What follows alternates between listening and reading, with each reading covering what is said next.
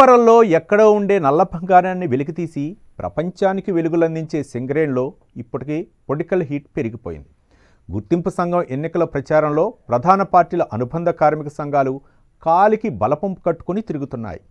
పార్టీలన్నీ గెలిచేందుకు ప్రయత్నాలు చేస్తుండగా మరోవైపు ఎన్నికల నిర్వహణ అంశం కోర్టు పరిధిలోకి వెళ్తే ఎన్నికలు వాయిదా పడుతూ వస్తున్నాయి. ఎన్నికలు ఎప్పుడు జరుగుతాయన్నది క్లారిటీ లేకపోయినా ఈసారి కోల్ బెల్ట్లో విజయం ఎవరిదనేది ఉత్కంఠం రేపుతోంది. రాష్ట్ర ప్రజల సామాజిక, రాజకీయ, ఆర్థిక అంశాలతో విడదీయలేని అనుబంధాన్ని కలిగి ఉన్న తెలంగాణలోని అతిపెద్ద పబ్లిక్ సెక్టార్ సంస్థ సింగరేణి. ప్రత్యేకమైన సంస్కృతి సింగరేణి ప్రాంతాల్లో కనిపించే ఓ విశేషం. తెలంగాణలో భౌగోళికంగా చూస్తే 6 జిల్లాల్లో పరిధిలో 350 కిలోమీటర్ల పొడవున 11 ఏరియాల్లో 24 అండర్ గ్రౌండ్ మైన్స్, 18 ఓపెన్ కాస్టులతో సింగరేణి సంస్థ బొగ్గును వెలికితీస్తోంది. 150 ఏళ్ల చరిత్ర ఉన్న సింగరేణి సంస్థలో ప్రస్తుతం రెగ్యులర్ కార్మికులు, ఉద్యోగులు కలిపి 42,000 మంది ఉండగా మరో 30,000 మంది కాంట్రాక్టు కార్మికులు పనిచేస్తున్నారు. ఈసారి జరగనున్న గుర్తింపు కార్మిక సంఘం ఎన్నికల్లో ఆఫీసర్స్ మినహాయించి దాదాపు 40,000 మంది కార్మికులు తమ ఓటు హక్కును వినియోగించుకోనున్నారు. ఆసిఫాబాద్, బెల్లంపల్లి, మంచిర్యాల, చెన్నూరు, రామగుండం, మంథని, భూపాలపల్లి, కొత్తగూడెం, ఇల్లందు, పినపాక, సత్తుపల్లి ఇలా మొత్తం 11 అసెంబ్లీ నియోజకవర్గాల పరిధిలో సింగరేణి సంస్థ విస్తరించి ఉంది. ఆదిలాబాద్, పెద్దపల్లి, వరంగల్, మహబూబాబాద్, ఖమ్మం లోక్సభ స్థానాల పరిధిలో సింగరేణి కార్యకలాపాలు కొనసాగుతున్నాయి. రాజకీయంగా ప్రభావం చూపగలిగే స్థితిలో ఉన్న సింగరేణి ఏరియాలో కార్మికుల మూడ్ ఎలా ఉంది అనేది ప్రస్తుతం హాట్ టాపిక్గా మారింది. ఇటీవల శాసనసభ ఎన్నికల్లో కోల్ బెల్ట్ ఏరియాలో ఉన్న మొత్తం 11 అసెంబ్లీ సీట్లలో ఒక్క ఆసిఫాబాద్ మినహా 9 సీట్లను కాంగ్రెస్ పార్టీ కైవసం చేసుకుంది. కొత్తగూడెం స్థానంలో కూడా కాంగ్రెస్ మిత్రపక్షం సిపిఐ గెలుపొందింది. గత ఎన్నికల్లోనూ కాంగ్రెస్ గణనీయమైన ఫలితాలే సాధించి 5 సీట్లను దక్కించుకోగా ఒక్క మంథని ఎమ్మెల్యే శ్రీధర్బాబు తప్ప అందరూ ఆ తర్వాత కారెక్కేసి గులాబీ కండువా కప్పుకున్నారు.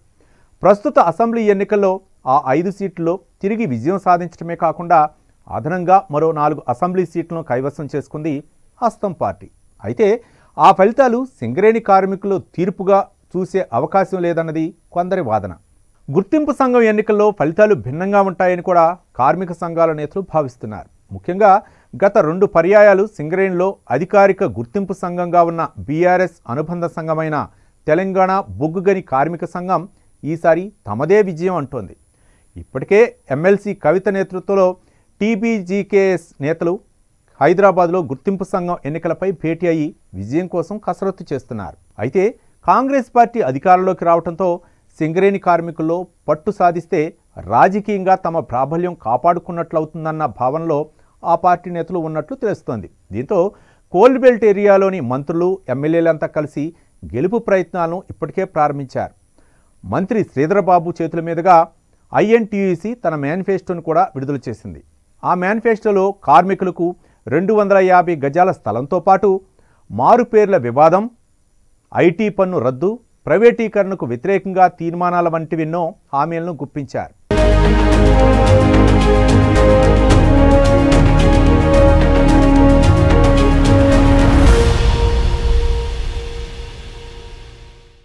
సింగరేణిలో ఇప్పటివరకు 6 సార్లు గుర్తింపు కార్మిక సంఘాలు ఎన్నికలు జరగా ఇందులో సిపిఐ అనుబంధ కార్మిక సంఘమైన ఏఐటీయూసీ 3 సార్లు, కాంగ్రెస్ అనుబంధ ఐఎన్టీయూసీ 1 సారి, బీఆర్ఎస్ అనుబంధ తెలంగాణ బొగ్గుగని కార్మిక సంఘం 2 సార్లు విజయం సాధించాయి. కోవిడ్తో పాటు ఇతరత్ర కారణాల వల్ల ఆలస్యంగా జరుగుతున్న ప్రస్తుత ఎన్నికల్లో అన్ని కార్మిక సంఘాలు వారి వారి హామీలతో కార్మికులను ఆకట్టుకునే ప్రయత్నాలు చేస్తున్నాయి. ప్రస్తుత ఎన్నికల్లో 13 కార్మిక సంఘాలు గుర్తింపు కోసం పోటీ పడుతున్నాయి. పోటీ మాత్రం ప్రస్తుతానికి ప్రధానంగా బీఆర్ఎస్ అనుబంధ టీబీజీకేఎస్, జాతీయ కార్మిక సంఘాలైన ఏఐటీయూసీ, ఐఎన్టీయూసీల మధ్యనే కనిపిస్తోంది. అసెంబ్లీ ఎన్నికల్లో మిత్రపక్షాలుగా ఉండి కోల్ బెల్ట్లో 10 ఎమ్మెల్యేల సీట్లను సాధించిన కాంగ్రెస్, సిపిఐలు మాత్రం ఇక్కడ ప్రత్యర్థులుగా మారటం ఆసక్తిని రేకిస్తోంది. సింగరేణిలో కాంగ్రెస్, సిపిఐ అనుబంధ ఏఐటీయూసీ, ఐఎన్టీయూసీ యూనియన్లు వేరువేరుగా ప్రచారం సాగిస్తున్నాయి. మరోవైపు ఇది తమకు లాభిస్తుందని టీబీజీకేఎస్ నేతలు లెక్కలేసుకుంటున్నారు. వరుసగా 2 సార్లు గుర్తింపు సంఘంగా ఉన్న టీబీజీకేఎస్ మీద ఉన్న వ్యతిరేకతను తమకు అనుకూలంగా మార్చుకోవడంలో జాతీయ కార్మిక సంఘాలు ఈసారి సఫలమవుతాయా అన్నది ప్రస్తుతం ఉత్కంఠంగా మారింది.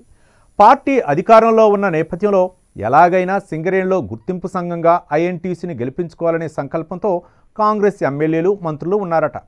ఒక్క నెలలోనే 2 సార్లు కోల్బెల్ట్ ఏరియాలో పర్యటించిన కాంగ్రెస్ అగ్రనేత రాహుల్ గాంధీని మరోసారి రప్పించే ప్రయత్నాలు కూడా చేస్తున్నారట ఇక్కడి నేతలు.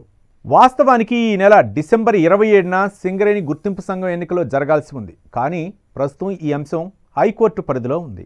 సింగరేణి వ్యాప్తంగా 11 ఏరియాల్లో 39,748 ఓటర్లుండగా వివిధ ప్రాంతాల్లో కలిపి మొత్తం 84 పోలింగ్ కేంద్రాలు ఏర్పాటు చేయనున్నారు. రామగుండం 1వ రీజన్లో 11, 2వ రీజన్లో 6, 3వ రీజన్లో 6 పోలింగ్ కేంద్రాల చొప్పున మొత్తం 23 పోలింగ్ కేంద్రాలు ఏర్పాటు చేయనున్నారు. పోలింగ్ రోజు రాత్రే ఓట్ల లెక్కింపునకు అధికారులు రంగం సిద్ధం చేస్తున్నారు.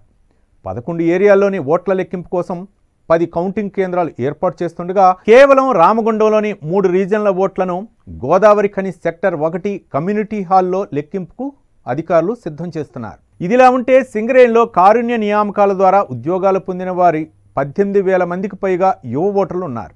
వీరి ఓట్లే ప్రస్తుత ఎన్నికలో కీలకంగా మారనున్నాయి. ఈ నేపథ్యంలో నియామకాల సందర్భంలో జరిగిన అవినీతి, సింగరేణిలో పెరిగిన పనిభారం పట్ల కార్మికుల్లో అసంతృప్తి ఉంది.